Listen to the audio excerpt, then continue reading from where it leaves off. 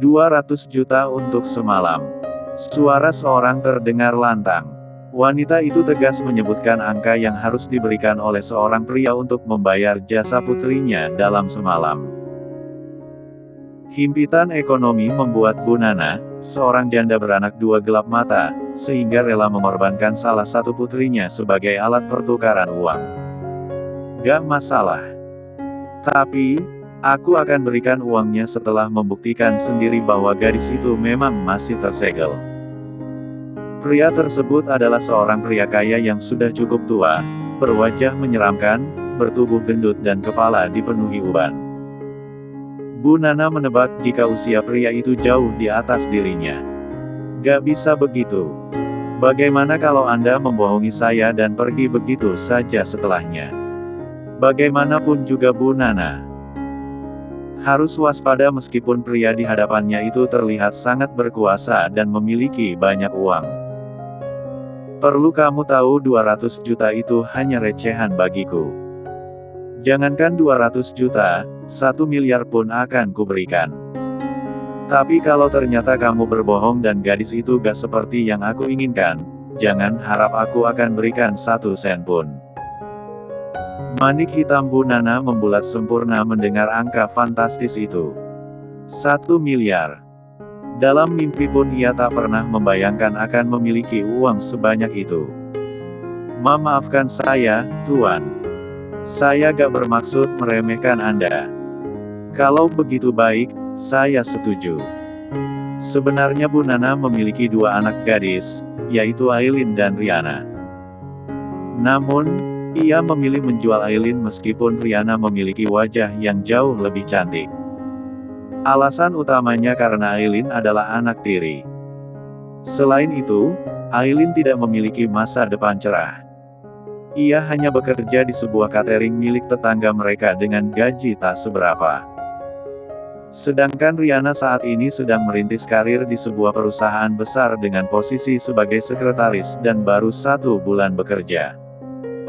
Dengan semua pertimbangan itu, tentu saja Bu Nana tidak akan rela mengorbankan Riana yang merupakan anak kandungnya sendiri. Apalagi kepada seorang pria tua bangka seperti Tuan Al. Sejenak perhatian lelaki tua itu tertuju pada seorang gadis muda kira-kira berusia 20 tahunan yang tengah terisak-isak di sudut ruangan. Terlihat sangat ketakutan, beberapa kali mencoba memberontak untuk melarikan diri, namun tenaganya kalah dari 2 pengawal yang sedang memegangi lengannya. Bawa gadis itu ke mobil.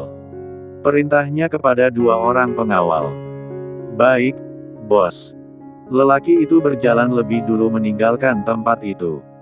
Sementara 2 pengawalnya hendak menyeret sang gadis keluar. Namun, ia kembali memberontak dan menangis sejadi-jadinya. Memohon belas kasih kepada ibu tirinya yang hanya menatap tanpa rasa berdosa. Bu, tolong jangan seperti ini, kita bisa cari uang dengan cara lain tanpa harus merendahkan harga diri. Sudah diam, Aileen. Hanya ini satu-satunya cara untuk membayar semua hutang-hutang kita. Sekarang kamu harus ikut dengan tuan itu dan temani dia dengan baik malam ini. Ibu benar, Aileen. Lagi pula hanya malam ini saja kamu menemani orang tadi, gak seterusnya. Tambah Riana, yang sedang berdiri di samping ibunya. Aileen menggeleng dengan cepat sambil memberontak dari cengkeraman 2 pengawal. Aku akan bekerja lebih keras untuk melunasi hutang kita, Bu. Tapi tolong jangan jual aku. Aku gak mau kerja. Memang berapa gaji kamu?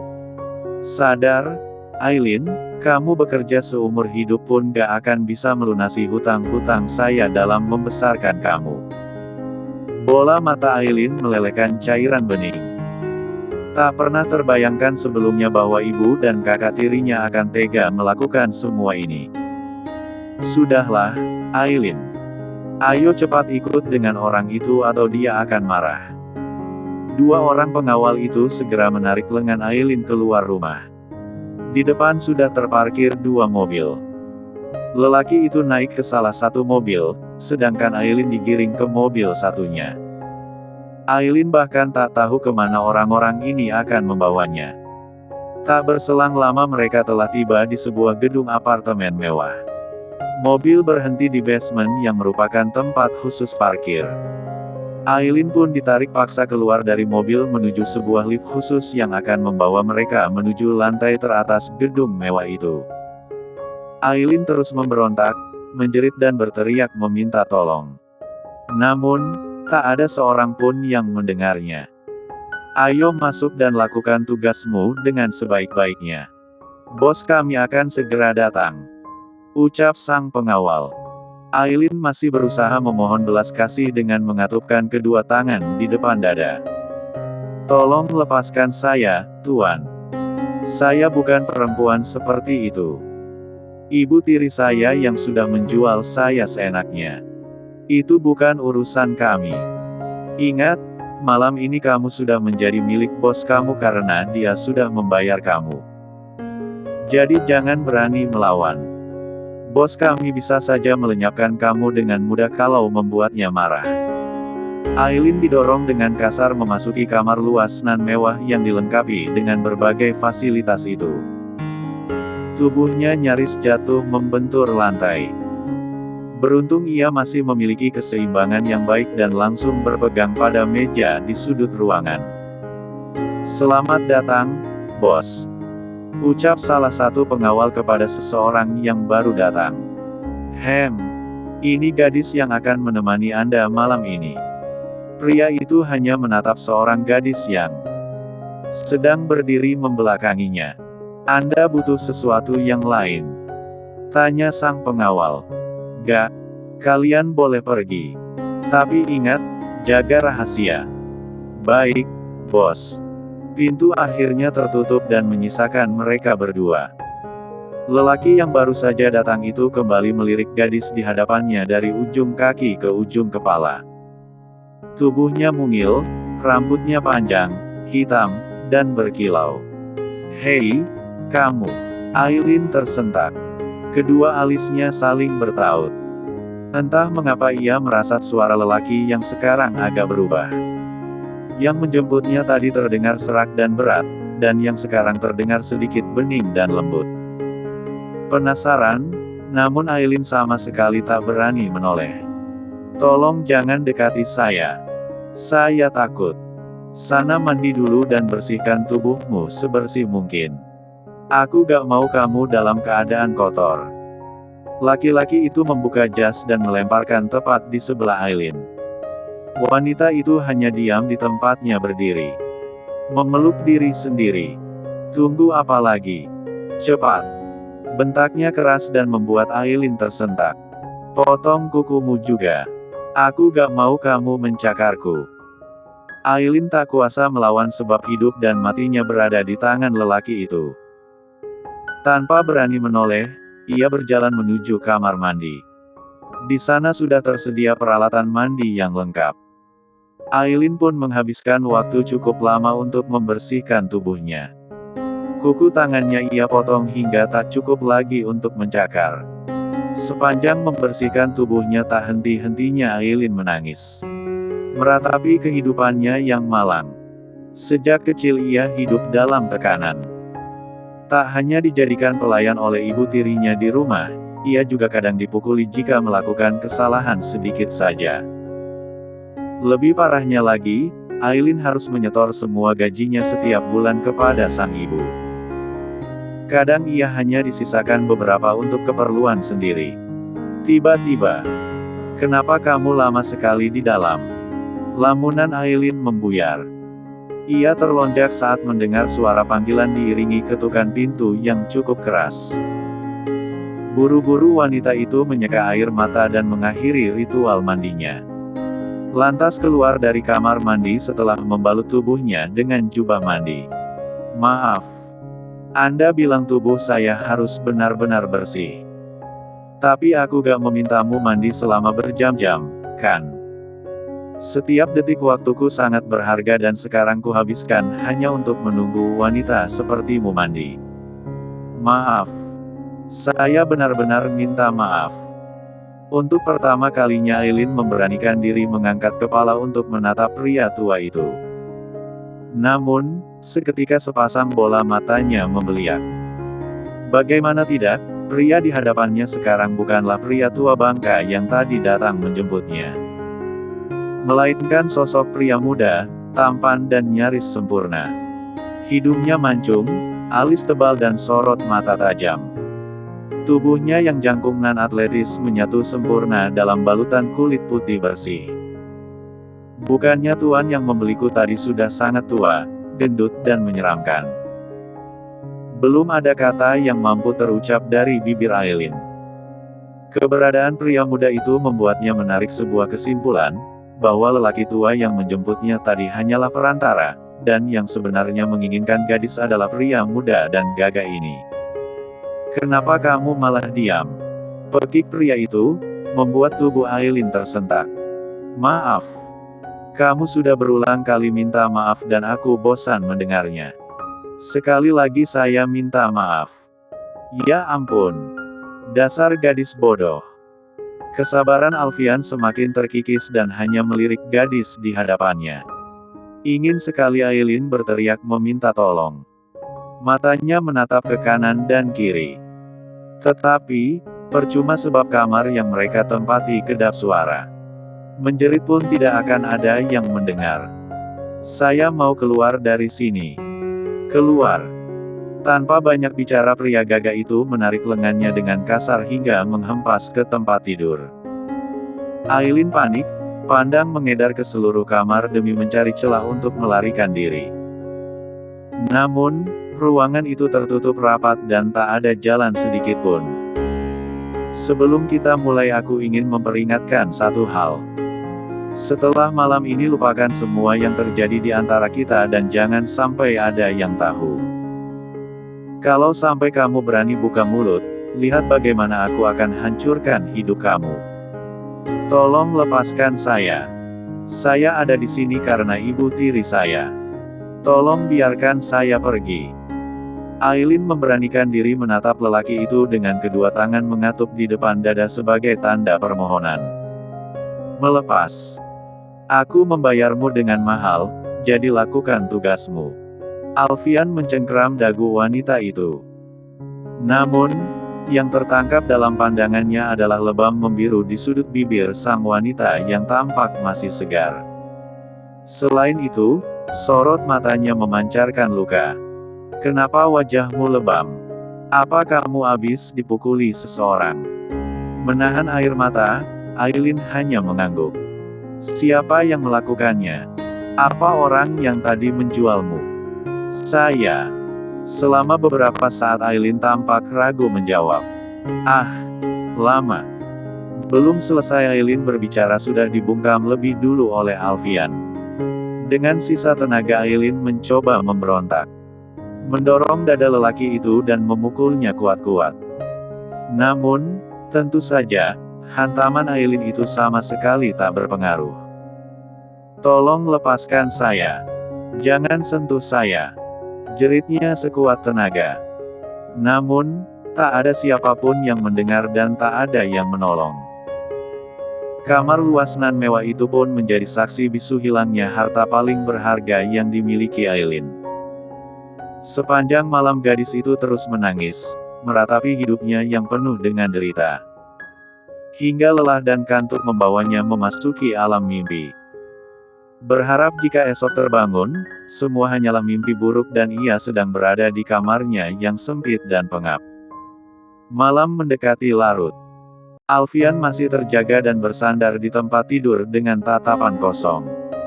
Sesekali melirik gadis malang yang tertidur di sebelahnya.